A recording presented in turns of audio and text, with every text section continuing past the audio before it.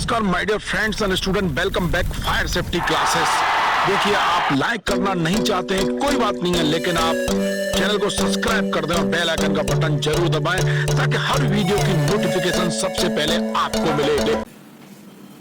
नमस्कार my dear friends, welcome back FSC job section fire safety class. दोस्तों, मैं रणवीर सिंह और देखिए मैं बात करने वाला हूं इस पूरे वीडियो में। देखिए कि आपने अभी हाल ही में सुना होगा कि भोपाल के हमीदिया अस्पताल के कैंपस स्थित कमला नेहरू में 8 नवंबर की रात को देखिए यहां पर आग लगी थी और 13 बच्चों ने वहां पर दम तोड़ दिया था।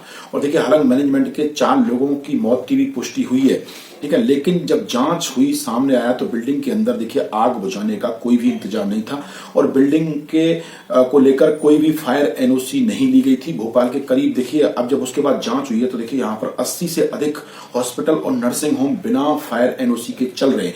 जब देखिए वहां पर एनओसी नहीं है तो आग बुझाने का इंतजाम तो क्या होगा वो आप समझ सकते हैं। इसी को लेकर देखिए हाल ही में एक घटना और हुई है बाड़मेर के अंदर। देखिए जोधपुर बाड़मेर हाईवे पर देखिए यहाँ पर आपने देखा होगा कि एक बस और एक ट्रेलर के अंदर देखिए बड़ी भिड़ंत हुई थी। उस भिड़ंत में देखिए यहाँ पर 12 लोग मारे गए थे। और क्यों मारे गए थे उसका कारण यह था, क्लियर आपने न्यूज़पेपर्स में देखा है कि देखिए वहां पर उस बस के अंदर जो स्लीपर कोच बस थी उसके अंदर एक ही दरवाजा था। अब आप बताइए कि उस बस के अंदर कोई दूसरा एग्जिट डोर नहीं है तो वो एक दरवाजा दब गया और वो वहां पर लॉक हो गया, उस दरवाजे को नहीं खोला गया। लेकिन आनंद फानंद में कई सारे लोगों को बचाया गया और कई सारे लोग जल गए। उसके बाद आपने वो पूरा दृश्य देखा है। अगर उस दृश्य की हम बात करें तो देखिए रूह कांप जाती है उसको देखने के बाद।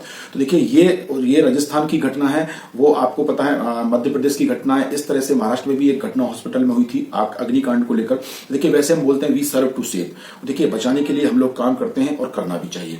दोस्तों, जो चैनल पर पहली बार आए वो चैनल सब्सक्राइब कर लें, बेल आइकन का बटन दबा दें। देखिए इस पूरे वीडियो को आप आखिरी तक देखिए, तो इस वीडियो में बहुत कुछ मैं आपके सामने रखने वाला हूं।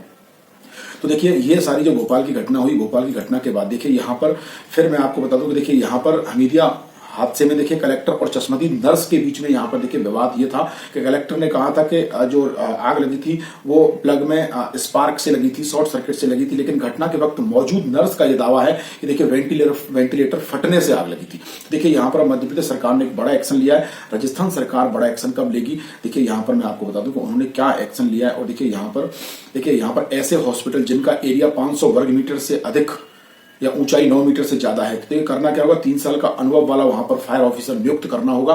और देखिए हर साल 30 जून तक फायर ऑडिट रिपोर्ट देना होगा। तो देखिए इसके लिए यहां पर मैं आपको बता दूं कि 30 नवंबर तक फायर ऑडिट नहीं होगी तो देखिए वहां पर उनके लाइसेंस रजिस्ट्रेशन सब रद्द हो जाएंगे। इसके लिए देखिए यहाँ पर 57 इंजीनियर यहाँ पर रियलिटी चेक के लिए यहाँ पर मध्य प्रदेश में लगाए गए। एमपी में सभी हॉस्पिटल्स की वहां पर जांच होगी। देखिए हॉस्पिटल के साथ साथ देखिए यहाँ पर जो हाईराइज बिल्डिंग है उनकी भी जांच होनी चाहिए।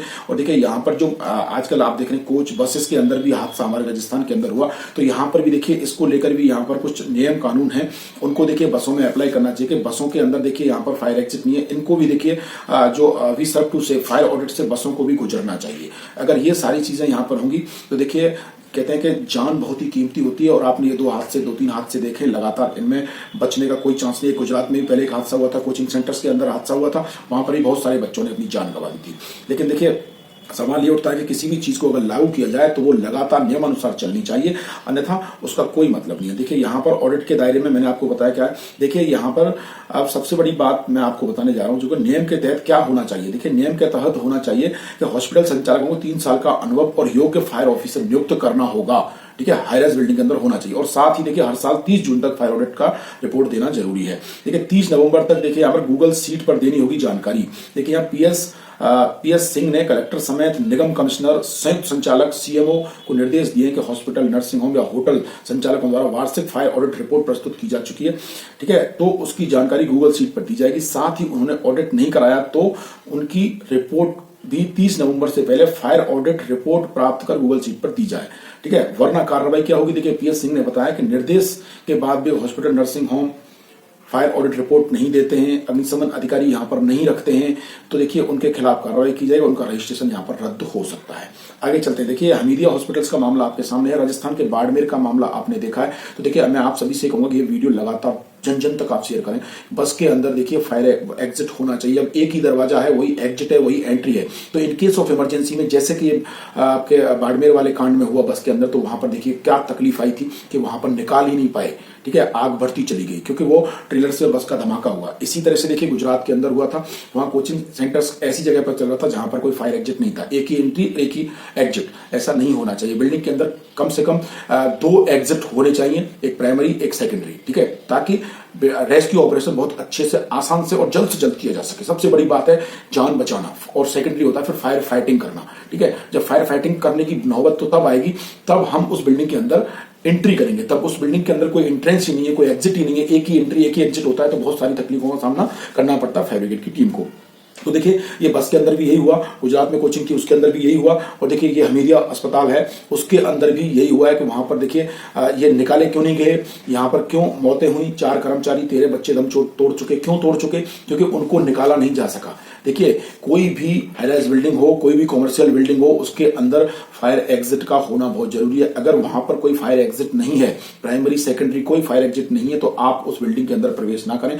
सच बता रहा हूं, कोई ऐसी बसों में यात्रा ना करें जहां पर एग्जिट ना हो, आप आसानी से नहीं निकल सकते। क्यों कि जब कोई हादसा होता है तो कहकर नहीं आती मौत। और देखिए आग कब कहां कैसे लग जाए कोई नहीं जानता, लेकिन उसके लिए एक्सपर्ट होते हैं जो उससे लड़ सकते हैं, उसको बुझा सकते हैं, रेस्क्यू ऑपरेशन कर सकते हैं, वो ट्रेंड होते हैं। और ऐसे हाई-राइज बिल्डिंग के अंदर देखिए यहाँ पर फायर ऑफिसर रखने के लिए क्लियर इंस्ट्रक्शन यहाँ दिया हुआ है। देखिए अब राजस्थान सरकार को भी इस पूरे मामले में आगे बढ़ना चाहिए।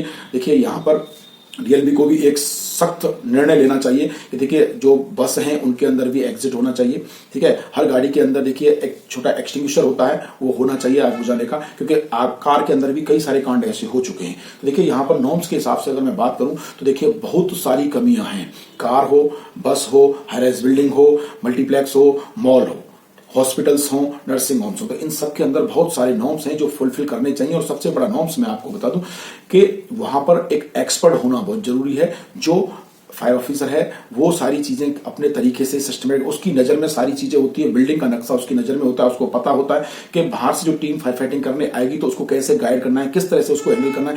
ये सारी चीजें वहां जो फायर ऑफिसर अपॉइंट किया जाता है हॉस्पिटल, हाई-राइज बिल्डिंग के अंदर, नर्सिंग होम्स के अंदर, तो वो ये पूरी जानकारी रखते हैं और वो पूरा वहां पर टीम को गाइड करते हैं। तो उससे क्या होता है कि बहुत आसानी से रेस्क्यू ऑपरेशन हो जाता है, बहुत ही आसानी से वहां पर फायर फाइटिंग हो जाती है और फायर को वहां पर कंट्रोल कर लिया जाता है, जान माल को बचाया जा सकता है। तो देखिए यहाँ पर इस तरह की रिपोर्ट से सभी से निवेदन, राजस्थान के अंदर फायरमैन की भर्ती लगातार चल रही है। तो देखिए यहां पर हर बिल्डिंग्स के अंदर, हाई-राइज बिल्डिंग के अंदर, मॉल्स के अंदर यहां पर देखिए एनओसी लेना बहुत ही आवश्यक होता है। और एनओसी के साथ साथ वहां पर देखिए एक एक्सपर्ट जो फायर ऑफिसर होता है उसको अपॉइंट किया जाता है ताकि बिल्डिंग को सेफ रखा जा सके। अगर ऐसा नहीं है तो आप किसी भी बिल्डिंग में जाने से पहले, किसी भी बस में यात्रा करने से पहले ऐसी इन सब चीजों की जांच जरूर कर लें, क्योंकि आपकी जान दोस्त बहुत कीमती है और आपकी जान की सुरक्षा करना ये आपकी भी जिम्मेदारी बनती है। फिर आते हैं एक अपडेट के साथ, भर्ती विज्ञापन के साथ और इस तरह के विश्लेषण के साथ जो आपकी जान बचाता है। वी सर्व टू से जय हिंद, जय भारत, वंदे मातरम।